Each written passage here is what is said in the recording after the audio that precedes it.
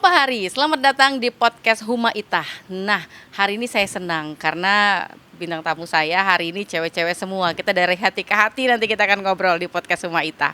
Dan hari ini pun juga topiknya menarik, kita membahas tentang sesuatu yang sudah tidak asing, tapi ini penting untuk terus dibahas sampai kapanpun, yaitu adalah program makan bergizi gratis yang memang tujuannya adalah untuk investasi masa depan. Kenapa saya bisa bilang investasi? Kita akan korek nanti dengan dua narasumber kita hari ini di program podcast kita, yaitu podcast Huma Itah, rumah kita, suara kita, untuk kita. Nah, hari ini topik kita menarik soal makan gratis. Siapa sih yang gak mau makan gratis? Saya juga kalau dikasih makan gratis pasti mau ya. Apalagi kalau makannya enak-enak, nutrisinya lengkap, kemudian juga beragam isiannya yang memang menyangkut kebutuhan yang dibutuhkan oleh tubuh kita. Jadi bukan hanya soal lidah kita saja, tapi tubuh kita juga. Ya, kenapa anak sekolah butuh nutrisi? Kita akan korek juga di sini. Ada dua narasumber kita yang hebat. Ada Ibu, saya manggilnya Mbak aja deh ya. Ada Mbak Ana Listra Susedia Putri SPSI yang merupakan Kepala SPPG Jekan Raya 2. Mbak Ana, saya manggilnya Mbak Ana dulu ya. Oke, boleh. Mbak Ana, terima kasih loh hari ini. Sama-sama. Luar biasa. Nah, kita bahas tentang makan bergizi. Terus saya juga mau ke Mbak Viola Atalia SPD, Ketua Asosiasi Pengusaha Jasa Boga Indonesia. Halo Mbak. Halo. Saya manggilnya Mbak Yola aja nggak apa-apa nih. Mbak Yola saja. Mbak Yola, kita kan sama-sama perempuan pasti mengutamakan yang namanya nutrisi untuk anak-anak begitu ya. Betul. Apalagi saat ini Presiden mengutamakan program makan bergizi gratis yang tujuannya adalah anak-anak sekolah, kemudian juga untuk beberapa kategori yang memang berhak menerimanya begitu ya. Nah, jadi pemirsa, kedua narasumber ini kita akan sharing soal makan bergizi gratis. Kenapa sih anak-anak perlu makan bergizi gratis, ya nggak sih? Nah, Mbak Ana dan Mbak Yola, kalau kita kan dulu sekolah paling ingat jajannya suka yang aneh-aneh, ya nggak sih? Benar banget. Apalagi kalau sekarang adanya program makan bergizi gratis, saya jadi iri begitu. Kenapa nggak dari dulu ya nggak sih? Kenapa nggak dari dulu? Saya ingat kalau dulu jajannya tuh suka sembarangan, yang pasti nutrisinya nggak ada begitu ya. Dan sekarang sudah ada program makan bergizi gratis nih, kayak wah, terselamatkan sekali ya nggak sih kita para perempuan, apalagi para ibu-ibu ya kan, di rumah. Kalau biasanya kita tidak sempat masak atau mungkin juga masaknya yang selalu instan-instan saja, mie instan dan lain sebagainya, ternyata di sekolah mereka sudah mendapatkan yang memang mereka butuhkan. Nah, saya mau ke Mbak Ana dulu nih ya. Sejauh ini kan program makan bergizi gratis, kalau tidak salah mohon dikoreksi, kita baru mulai di tahun 2025 ini ya Kak? Benar, 2025. Awal Januari ya. Awal Januari tanggal 6. Artinya beberapa bulan saja sudah bisa memenuhi kebutuhan anak, walaupun memang tidak semuanya begitu ya. Dan menurut pandangan Mbak Ana sendiri begitu, gimana sih kondisi asupan gizi anak-anak usia sekolah saat ini, terutama di wilayah Jekan Raya, menurut pengamatan Mbak Ana sendiri? Oke, terima kasih sebelumnya Mbak untuk pertanyaannya. Jadi berdasarkan pengamatan kami, itu ternyata banyak anak-anak sekolah itu yang memiliki gizi yang beragam-ragam.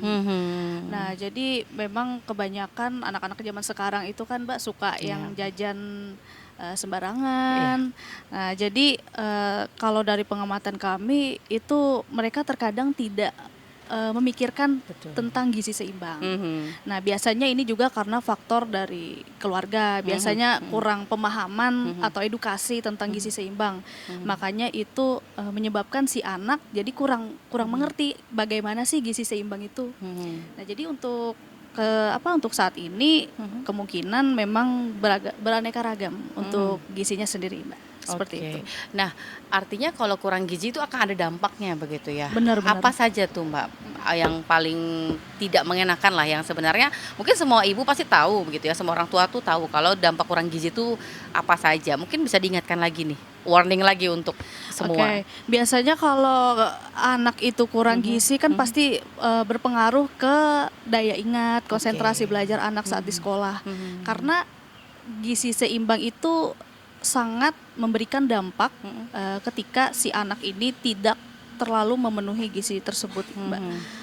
Jadi kalau misalnya si anak itu kekurangan gizi seimbang, itu bisa berpengaruh ke aktivitas akademiknya seperti itu. Oke, pantas ya. Akhir-akhir ini saya suka lupa-lupa ingatan begitu. Ternyata dulu asupan kita kurang bergizi ya kan, Mbak.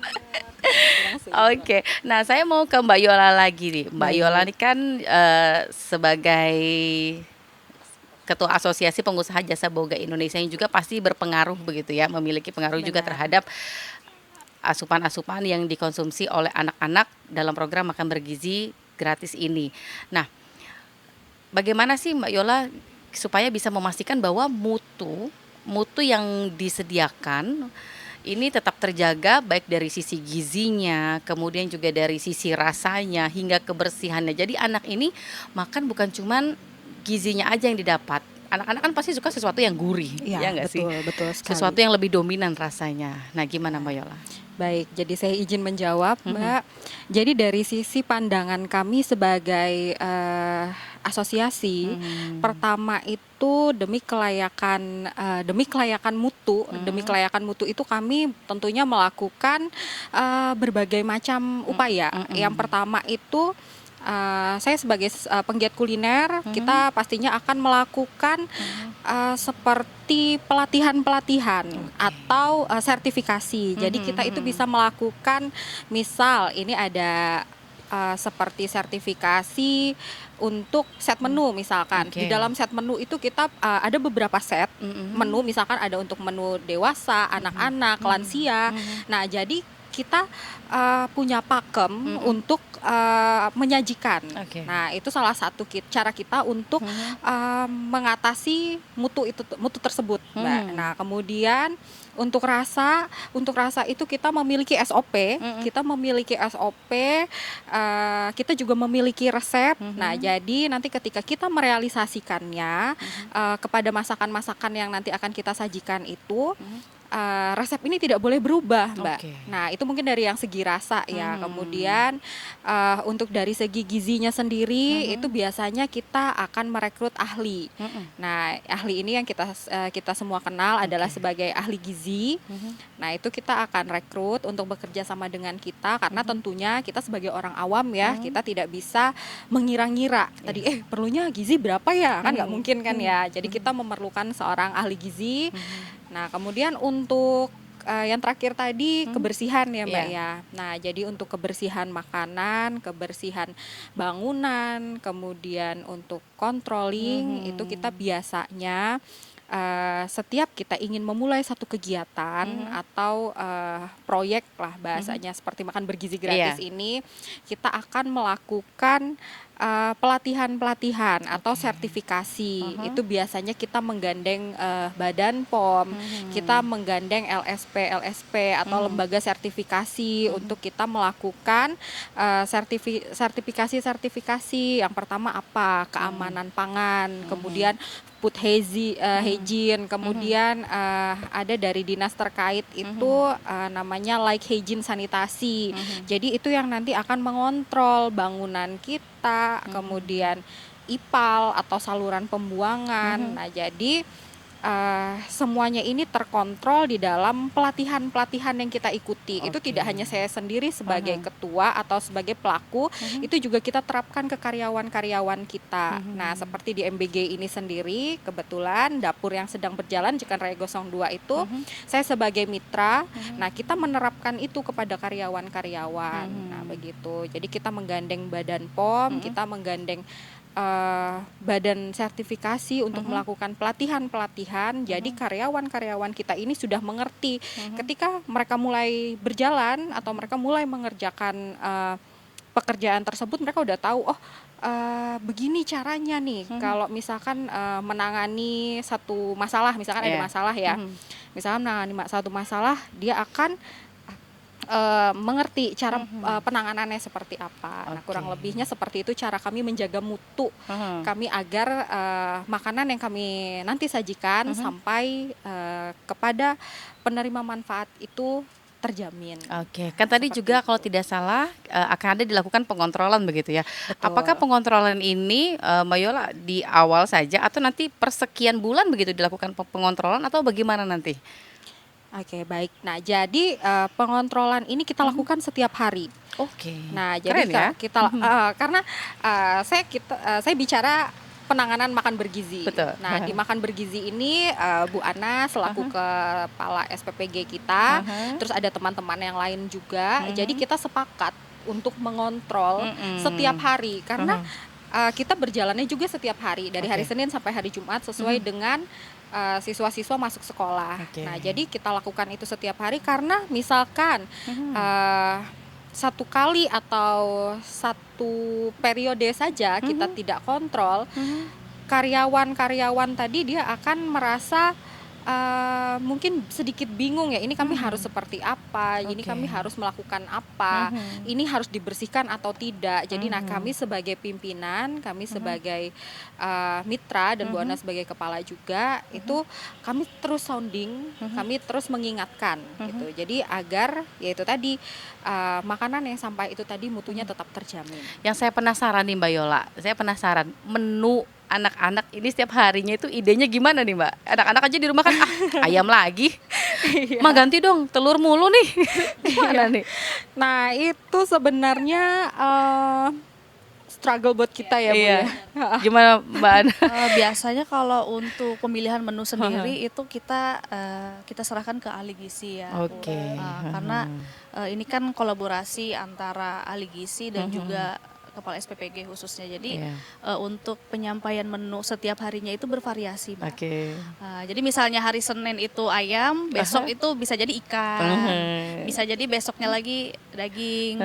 Yang penting itu memenuhi standar gizi seimbang sih, seperti itu. Nah jadi anak-anak nih pasti nggak bosan karena setiap harinya beda. Mungkin hari ini telurnya dimasak, digoreng gitu, didadar begitu pakai sayur. Nanti lusa atau berapa hari kemudian telurnya dibikin menu masakannya yang berbeda begitu ya, supaya ada rasa yang juga bisa dinikmati oleh anak-anak. Nah, saya mau ke Mbak Yola, kan kolaborasi juga pasti perlu begitu ya, antara sekolah, mitra, dalam menyusun standar mutu makanan yang sesuai dengan kebutuhan anak sekolah. Gimana nih sejauh ini kolaborasinya? Kolaborasi antar sekolah sejauh ini yang kami rasakan kami bersinambung. Nah, jadi kebetulan kami memiliki namanya asisten lapangan, itu bisa kita sebut adalah tangan kanannya KSPPG. Nah, jadi nanti beliau ini yang akan menjadi narahubung kami ke sekolah-sekolah. Nah, jadi tidak langsung kepada mitra tapi ke asisten lapangan. Jadi apapun informasi dari sekolah itu akan disampaikan kepada asisten lapangan. Nanti asisten lapangan yang akan menyampaikan kepada KSPPG dan kepada mitra, dan itu yang akan kami evaluasi. Nah, jadi begitu cara kami menjaga agar hubungan antara SPPG dengan sekolah-sekolah itu berjalan dengan lancar.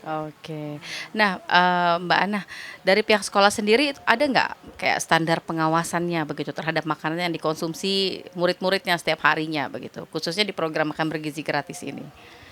Jadi untuk standar pengawasan itu ya Mbak, saya juga sempat menghubungi para pihak sekolah. Jadi kalau dari pihak sekolah sendiri itu mereka memiliki standar pengawasan seperti misalnya setiap pagi itu kan diterima paket MBG-nya ke sekolah. Jadi pihak sekolah itu wajib banget untuk ngecek setiap makanan yang didistribusikan itu apakah masih bagus atau ada yang rusak segala macam, itu bisa dilaporkan ke SPPG kami. Yang paling sering kurang ya Bu ya. Yang paling sering itu emang kurang.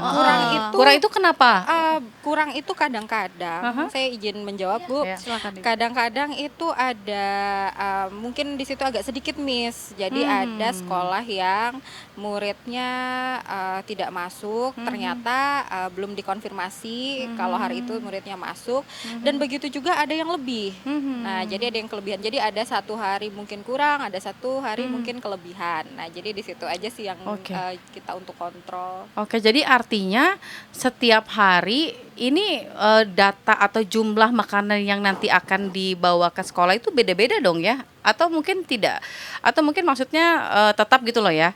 Misalkan jumlah muridnya 30 dalam satu kelas, yang dibawa 30, itu terlebih dari anak turun apa tidak begitu? Atau setiap hari setiap sekolah harus menyetor dulu, wah hari ini anaknya ada yang tidak sekolah begitu, bagaimana Mbak?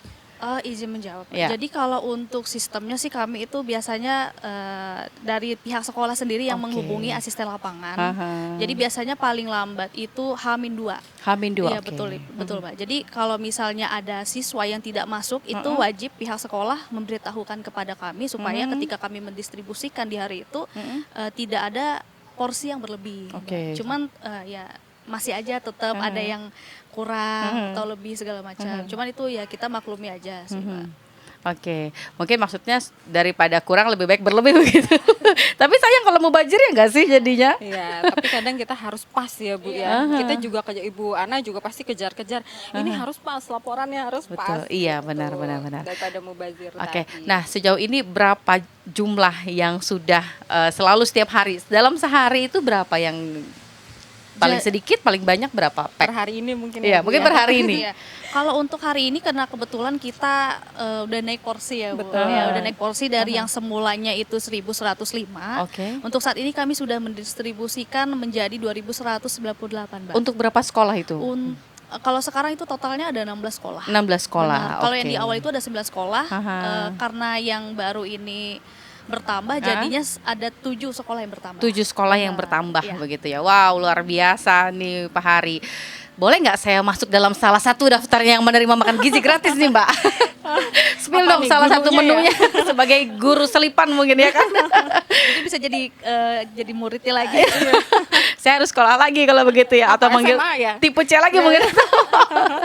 Yang paling memungkinkan SMA Iya, ya. iya, kan? Soalnya kalau SD kan nggak mungkin Oke. ya. Nah, oh ya ngomongin soal yang menerima ini untuk tingkatan sekolah apa saja nih Mbak? Kalau untuk penerima MBG Uh-uh. kita itu dari tingkatan PAUD, PAUD, TK, oke. kemudian SD, Uh-huh. SMP, yang terbaru ini SMP Mbak. SMP, oke. dan juga SLB. Oke. Untuk SMA mungkin menyusul. Mhm. Karena kita kan prosesnya bertahap. Oke. Iya. Nah, bisa nih nanti saya masukkan anak saya untuk bisa dapat makan bergizi gratis. Gimana dulu nih sekolahnya? Nanti tahu-tahu kalau di Menteng kita nggak masuk ya. Oh, dan memang tidak semua sekolah begitu ya, tapi yang terdaftar begitu ya di dalam Di Dapodik Ibu ya. Di Dapodik, Di oke. Dan juga di setiap SPPG itu Aha. mereka mempunyai zonasi jarak sekolah. Jadi nggak semua sekolah itu masuk ke zonasi dapur kami.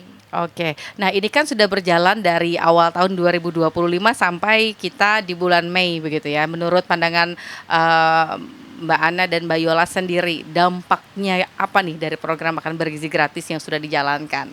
Mbak Yola dulu atau saya? Boleh? Oke. Dulu.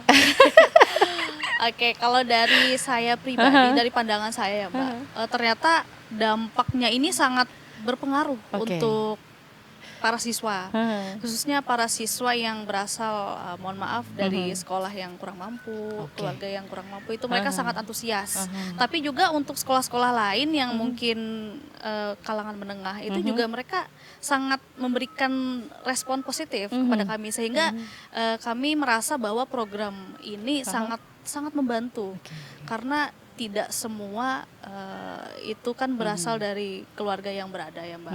Benar. Jadi mungkin ada juga sebagian dari keluarga kalangan bawah itu mereka merasa sangat terbantu dengan adanya program ini. Makanya kami sangat-sangat merasa apa ya, program ini Senang benar-benar gitu ya? ikut senang juga karena wah ternyata mereka ikut senang gitu.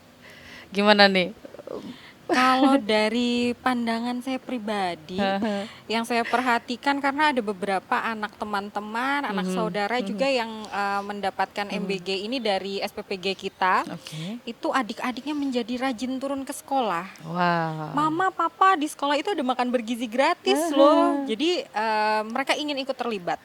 Itu sih yang lebih signifikan gitu. Nah, jadi guru-guru pun menyampaikannya demikian. Oke. Nah, saya mengambil satu pesan bahwa makan bergizi gratis ini bukan hanya bisa menjadi investasi untuk masa depan ya enggak Mbak. Anak-anak bisa jadi lebih fokus karena yang mereka asup, yang mereka makan ini adalah yang memang dibutuhkan oleh tubuh seperti yang tadi di awal saya sampaikan. Tapi di sini kita melihat di mana anak-anak ini akan terbangun makan bersama di sekolah ya kan. Mungkin kalau di rumah anak-anak makannya sibuk dengan masing-masing, makan tapi sambil main HP begitu kan. Tapi di sekolah saya yakin pasti anak-anak akan duduk bersama, mereka makan bersama begitu ya. Akan tercipta di mana kebersamaan tadi yang mungkin sudah lama sekali tidak pernah dirasakan sama anak-anak, mungkin ketika di rumah keluarga mungkin sibuk, ada yang orang tuanya sibuk makan-makan sendiri begitu ya, atau mungkin di rumah tidak pernah mendapatkan makanan yang seperti didapatkan dalam program makan bergizi gratis. Inilah yang bikin anak-anak semangat begitu ya nggak sih? Dan tambahan juga Mbak, Ya. kalau menurut saya pribadi, suatu saat juga mereka akan mempunyai kenangan, Ya, kenangan benar. bersama teman-teman sekolah, karena masa muda itu kan tidak akan bisa diulang ya, Mbak. Mungkin itu suatu saat bisa jadi kenangan manis juga buat mereka. Iya, kalau dulu kan kita kenangannya waktu kita sekolah kita masih keadaannya begitu kan ya. Kita tiba-tiba kita lulus jadi bagus. Iya, Nah, mungkin nanti betul. anak-anak kita yang masuk dan mendapatkan MBG ini akan memiliki kenangan kalau ternyata dulu waktu saya sekolah atau waktu mama papa sekolah itu ada makan begini. Kita harapkannya sih berkelanjutan ya, Bu, ya. Iya. Nah, Mbak Yola, kenapa sih Mbak Yola menurut pandangan sebagai perempuan begitu ya, selain sebagai mitra juga, kenapa makan bergizi gratis ini bisa dibilang investasi begitu? Baik, jadi menurut saya berterima kasih kepada pemerintah atas pencanangannya program ini karena pertama seperti yang sudah Mbak sampaikan di awal tadi, makan bergizi gratis tentunya banyak anak-anak yang belum sempat sarapan atau makan di rumah itu benar-benar terbantu dengan makan bergizi gratis ini. Jadi ke depannya anak-anak yang awalnya letih lesu, kemudian tidak antusias dalam belajar itu menjadi lebih aktif lagi karena tubuhnya sudah mendapatkan asupan. Nah, jadi itu yang kita harapkan nantinya menjadi investasi di masa depan. Jadi dengan kebutuhan nutrisi yang terpenuhi tadi, kemudian anak-anak menjadi lebih giat belajar.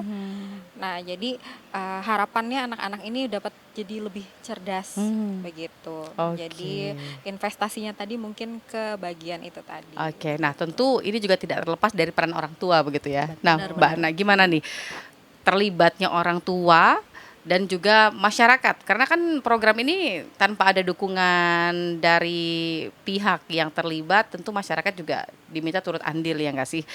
Terutama dalam program makan bergizi gratis ini, gimana terlibatnya orang tua perannya? Peran orang tua itu sangat sangat penting ya Mbak, karena seperti yang kita tahu bahwa keluarga adalah lingkungan pertama yang harus memberikan untuk menciptakan karakter yang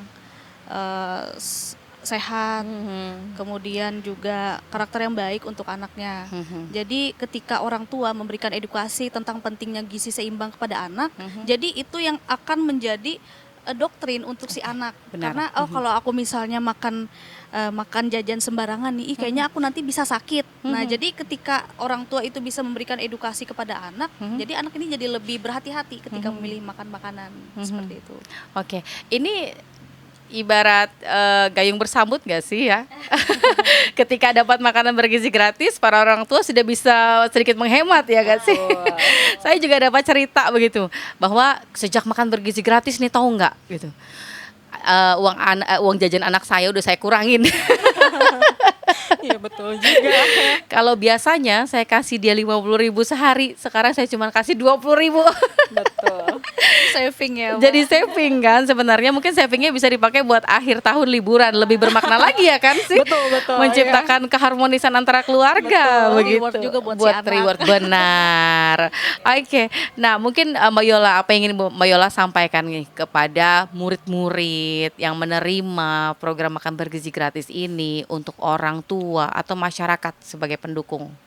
Oke, baik. Mungkin ini tidak hanya kepada orang tua, tapi untuk kita semua.